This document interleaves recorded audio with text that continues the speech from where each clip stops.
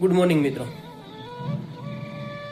શેખાદમ આબુવાલાની ખૂબ સરસ મજાની એક ગઝલ છે અને કે આપણે જીવનની અંદર વિપરીત સંજોગોની અંદર મનની મક્કમતાથી ઈચ્છિત સંજોગોની અંદર કેવી રીતે આપણે રહેવું જોઈએ, કેવી રીતે એ સંજોગોને ઈચ્છિત મનની અંદર ફેરવવું જોઈએ, એની વાત ખૂબ સરસ મજાની કરી છે કે અમને નાખો જિંદગીની આગમાં, અમને નાખો જિંદગીની આગમાં, આગને પણ ફેરવીશું બાગમાં, સર કરીશું સૌ મોરચા, પછી મોતને પણ આવા દ્યો લાગમાં.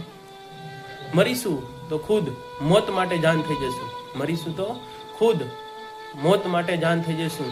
રહીશું બાગમાં તો આગનો સામાન થઈ જશું, રહીશું બાગમાં તો આગનો સામાન થઈ જશું.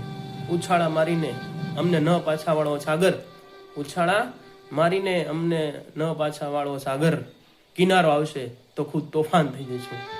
મિત્રો, આપણા જીવનની અંદર વિપરીત સંજોગોની અંદર ટકી રહેવા માટે આ ગઝલ જીવનની અંદર ઉતારવા જેવી છે.